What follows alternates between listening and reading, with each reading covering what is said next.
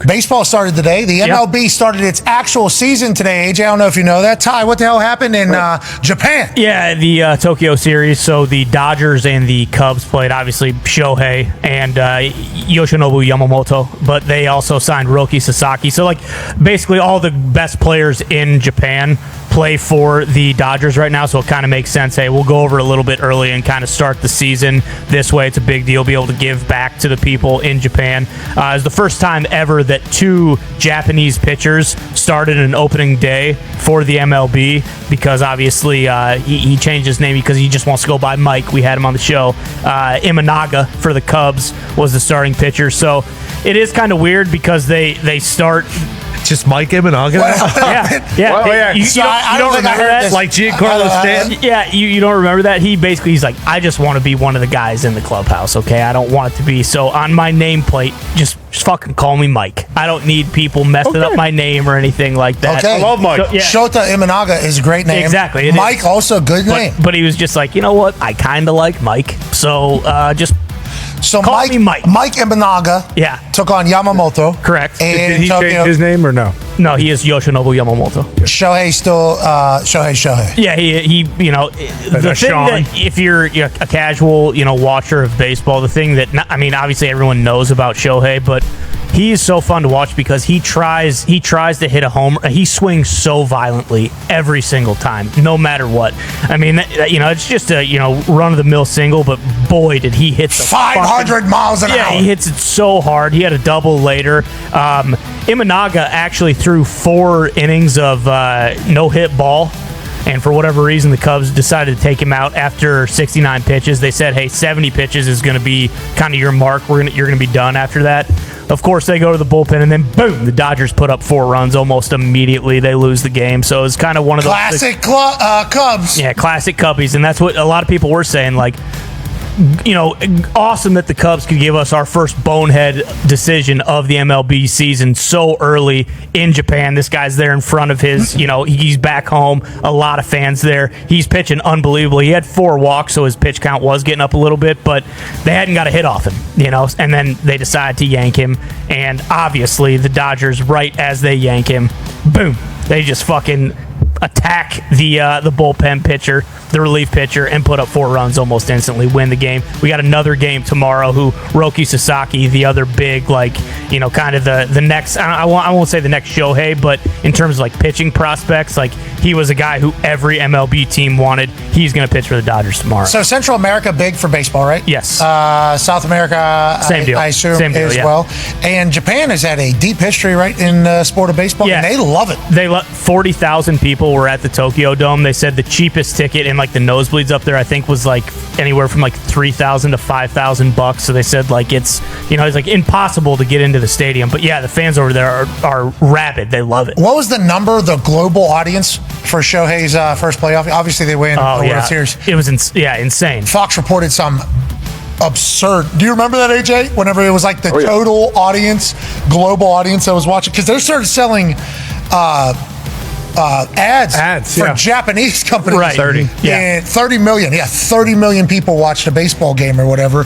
And they're 10 maybe in America, or maybe 8 in America, and then 20 plus in Japan. And the time difference was so insane. It's Shohei obviously is, he's spectacular. It is phenomenal to watch this dude, especially the way he goes about it. This calm confidence and obsession with baseball, if you listen to what everybody's saying. And remember, he was a victim. A very, very, very huge amount of money was stolen from him by the guy who was his mouth and ears. And is supposed to be his tag team partner and his best friend, I would assume, in this entire thing. Robbed him to start his entire career, almost tanked his entire legacy before it even started. And all he has done is just remain committed to ball and trying to become his absolute best. He goes to the Dodgers. They have great success his first year there winning. And he's one of the boys now, it feels like. Yeah. And baseball, I assume everybody is very thankful in baseball that Shohei's playing, but I am as well, because I'm intrigued to watch this guy do his thing. Is he ever going to get back to pitching? He's going to pitch this year. Okay. Which, if you're a Dodgers fan, obviously it's awesome, but because of how special he is at the plate, I do just kind of worry about that, because that would be like the one way to kind of shorten his career. Like if he has any arm issues or anything like that. I mean, he did still hit last year, but like if he would need Tommy John because of it or something, like he's just so special at the plate. He's the first guy ever last year to hit 50 homers, steal 50 bases. Like if he wants to, he could hit 60 homers and steal 60 bases. Like he's a unicorn. So it's one of those things where their pitching staff is already so good. They got Blake Snell, who was arguably one of like the top free agent pitchers. They have Tyler Glass now, who former Pirate, like he is also a stud. He got hurt last year and didn't play. Like they are so deep pitching wise that they almost don't need. So could they like put him on an alternate rotation? Like, hey, every 2 rotations you're going to get a game or something? Is that would that happen? They probably could do that, but I think, and he is different, so maybe it would be different. But I feel like those guys are such creatures of habit that it'd be weird.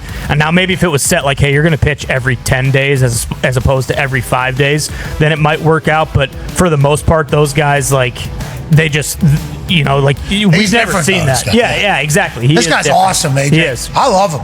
I love Shohei. That's why I was so, bummed out that he was taken advantage of. And I think a lot of people didn't think it was possible for him to be taken advantage of. And then the more that's coming out, it's like, this guy. That guy in jail? Yes. Yeah. Yes. He better be. And there's a lot of like evidence coming out now about the phone calls and the way he was working and who he was tricking and how it was all happening. It's like, he over Shohei Ohtani in Big a time. massive way.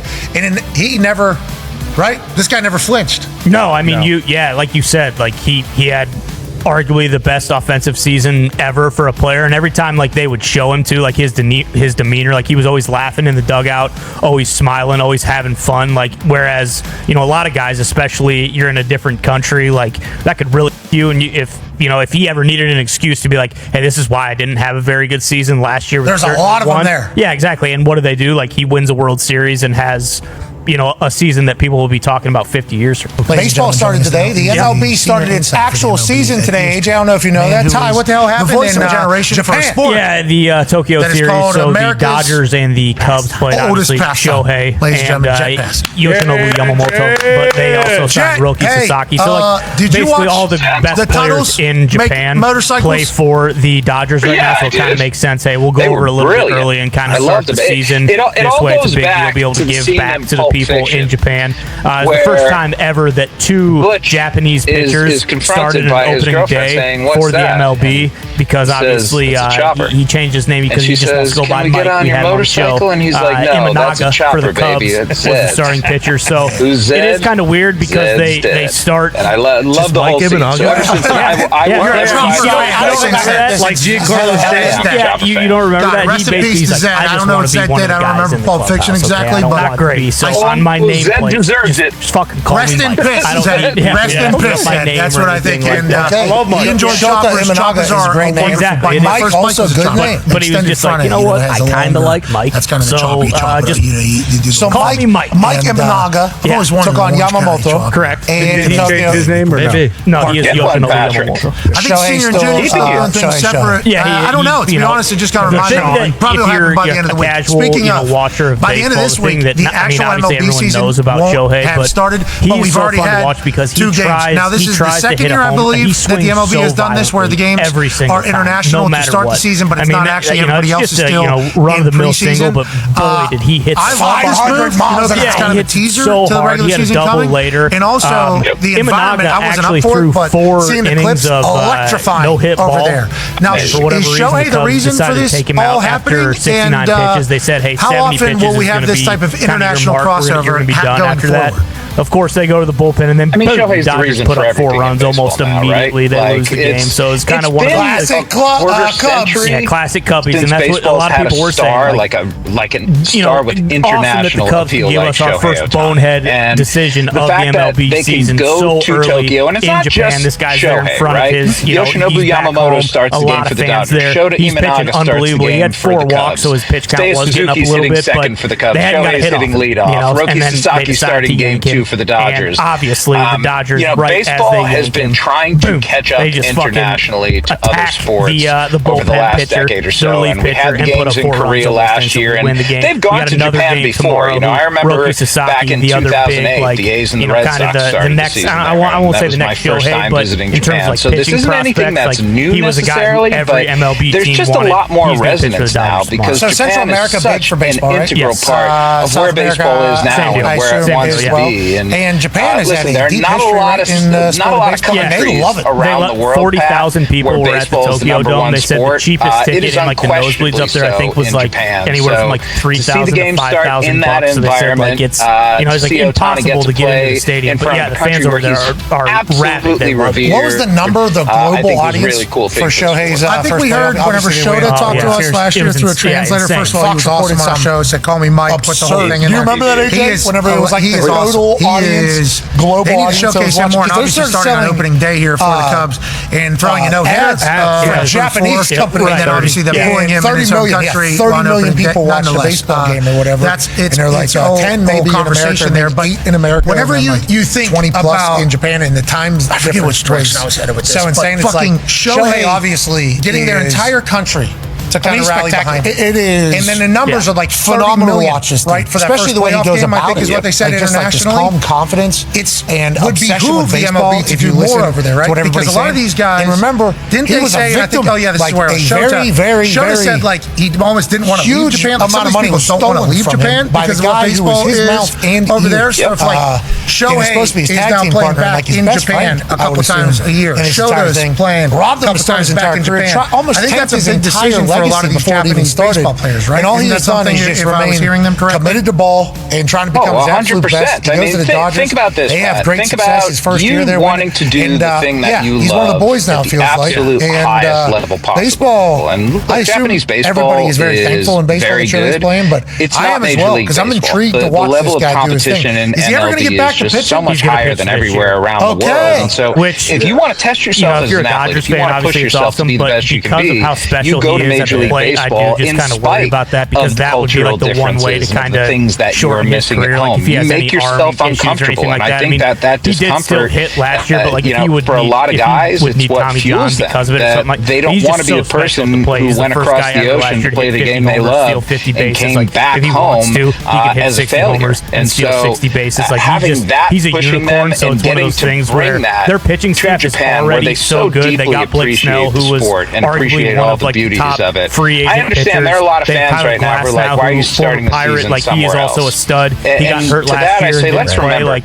they are this is so not deep about pitching wise that they today almost don't. For Major League Baseball, this is not about rotation. Like, hey, this is about a game that doesn't have as much resonance in the United States as it did once upon a time. And so, how can we figure out where to find that resonance? And if you can find that in Japan, if you can find that in other countries, then why wouldn't you bring your product there and spread the love? But and for the most part, those guys like baseball showcasing how much it's loved in Japan. I think it's good. Like for me, I'm watching this guy's awesome environment. I'm like, damn, they love Shohei. That's why I was so huge in Japan. Yeah, it's like cool for me to see. I didn't wake up with it. I think a lot of people didn't think it was certainly something. Ty has some questions for you, and then more that's coming out. I'll tell you what it reminds me of. What it reminds me of is baseball in the Dominican Republic. And there's a lot of like evidence coming out now about the phone calls and the way he was working, who he was tricking, and how it was all evidence. It's not a pastime, it's a passion. And you know, the lack of passion domestically around Major League Baseball is alarming for the sport. like you said, but to go and find it in other places and to show fans in the United States what baseball can be like. His baseball like he was always in Latin America, in the Caribbean, in Japan, reminds me a lot of college guys, football. Especially just in how much pride people take in their teams and how truly deeply devoted they are to it. There's only college baseball. Yeah, exactly. Some of these college baseball teams will see out of the SEC most in the South. So you got Shohei, then you got Skeens, obviously. Greg Sankey's and Skeens was named the opening day starter. I still remember that was. I think it was Ole Miss. They hit a dinger, first one out of COVID. First thing we saw on live audience was college baseball home run. Everybody in the outfield, everything like that. But remember last year, Waters going bananas. It's like that looks not too long ago. And then the Savannah Bananas. And then he was here selling our stadium.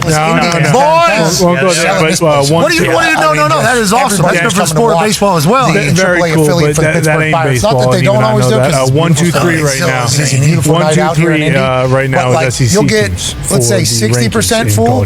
So what you're saying, though, is it does exist out there. There's a chance it continues to grow, but showcasing it from other places is not a bad thing, especially if it's going on from a place that's 16-hour time difference. I mean, he performed wonderfully.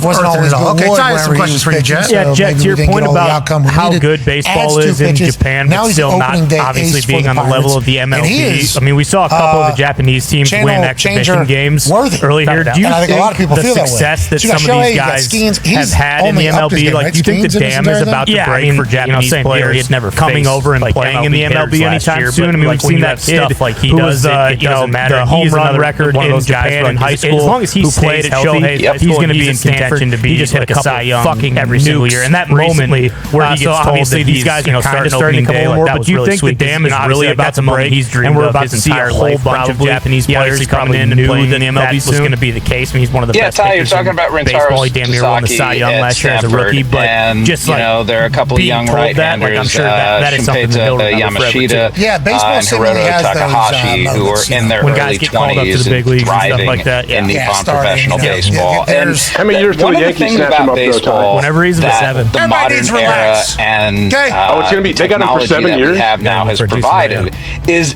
That's a long time. Like, we know who's going to be good when they come here. We know what pitch shapes look like. We know what quality stuff is. We know what a good swing is. So it's not quite as much of a guessing game as it was in the past. And if you have a guy who is going and performing, it's not just about his ERA anymore. It's okay, what is the shape of his fastball and how does he throw his splitter and all these different elements that allow us a better understanding of what a player actually is. And yeah, because of that, I think there is going to be a flood of players who are coming over. It's not going to be in the immediate future, but I think now that Japan understands, okay, this is what players have to look like in order to go to Major League Baseball. A lot more players are going to focus their training on reaching that ultimate goal of MLB. Certain guys, like the really good guys, I've never seen. Okay, he doesn't do as well with this pitch. Okay, that's my first time with eyes. This area, I get him to big old boy. What did he add? Two pitches he added.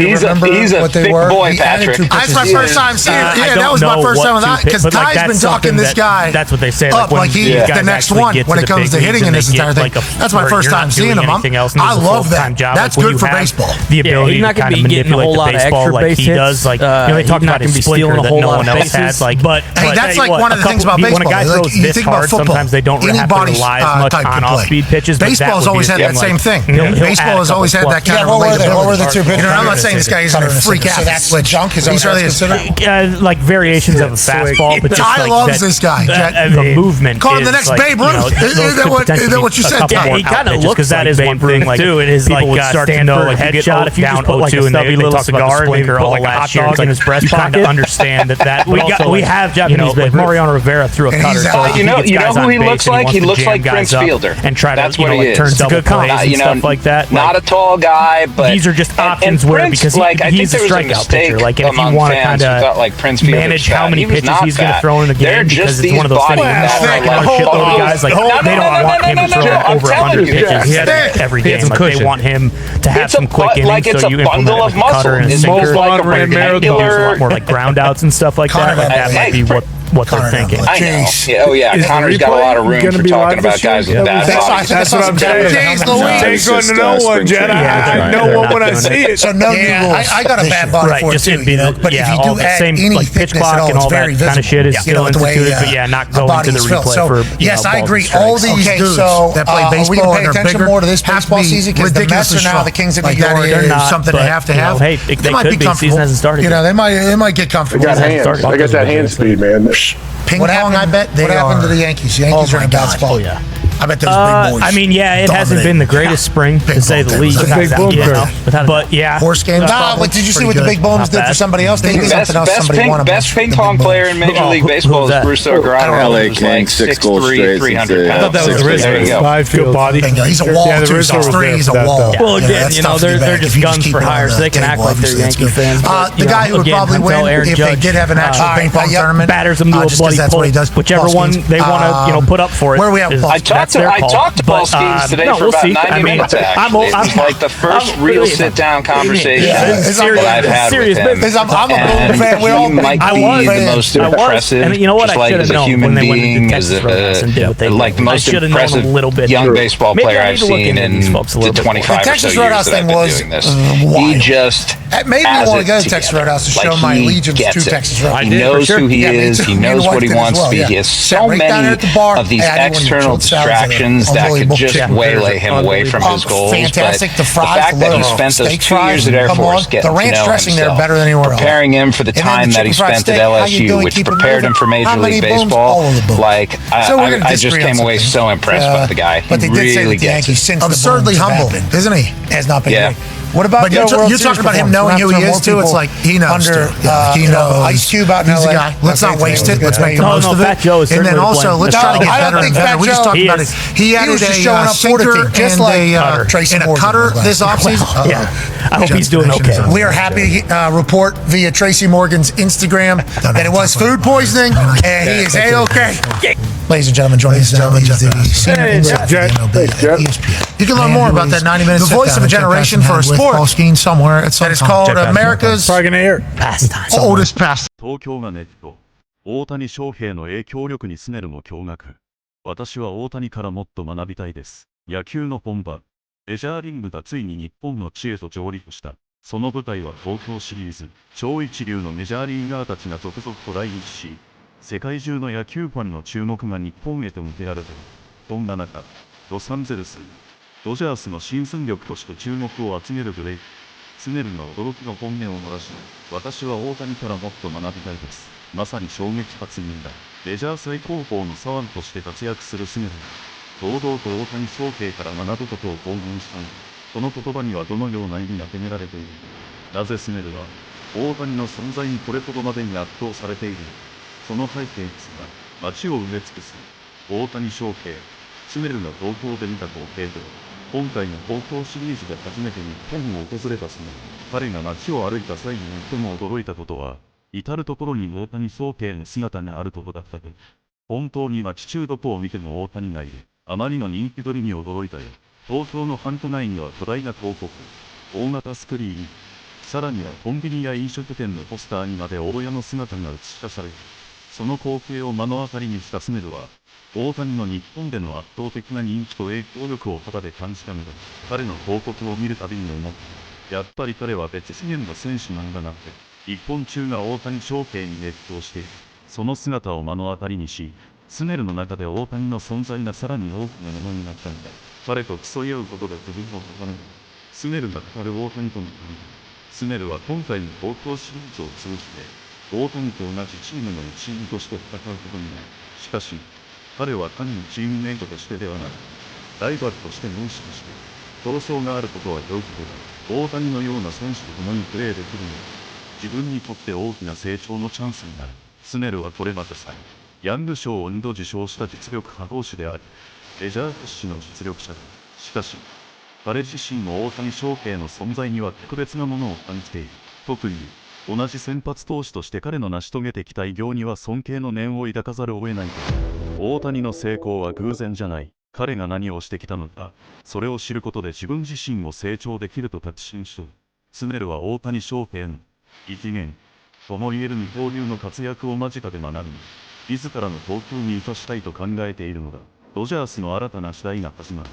大谷、スネル、山本、佐々木の超能化投手陣。今回の東京シリーズでは、大谷翔平に加えて、日本が誇る超新星山本由伸、そして MLB 移籍が噂される佐々木朗希までのが話題の中心となっている。スネルは彼らについても高く評価して、ロキも山も若いが、彼らには独自のスタイルとエネルギー、一緒にプレーすることで刺激を受けるよ。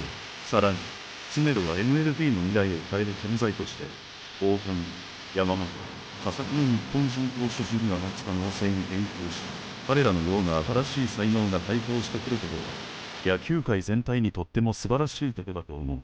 MLB で活躍する日本人選手が増える中、スネル自身も彼らの投球を研究し、自らのピッチングに取り入れることを考えている。スネルが語る東京シリーズの意義。開幕前の特別な経験がチームにもたらす影響とは、メジャーリーグのシーズン開幕を日本で迎えることは、選手たちにとって特別な経験。スネルは、この東京シリーズがチームにもたらす影響についてこう語る。みんなで異国の地に来て、一緒に時間を過ごすことで、チームとしての結束が深まる。新加入選手が多いドジャースにとって、この東京シリーズは絶好のチームビルディングに向かいが、特に、大谷翔平という世界的スターの存在が、チームの中心としてどのように影響を与えるのかも注目されている。スネル自身に、大谷と共に過ごす時間を通じて、彼の持つ影響力やリーダーシップを直に感じているようだ。まとめ、私は大谷からもっと学びたい。スネルが明かした本音の意義と、今回の東京シリーズでの発言を通じて、スネルがいかに大谷翔平の存在を特別視しているかが明らかになった。彼は大谷のような選手と共にプレーすることで、自身の投球をさらに進化させようとしている。そして、それは単なるリップサービスではなく、彼が実際に試合を通じて証明しようとしていることでもある。私は大谷からもっと学びたいです。この一言には、スネルの本気が詰まった。大谷翔平という第一部二の存在と共に戦うことで、彼自身もまた次のステージへと進化しようとしているのだ。東京シリーズが、ドジャースに、そしてスネルにとってどのような意味を持つのか。その答えは、これからの戦いの中で明らかになっていくだろう。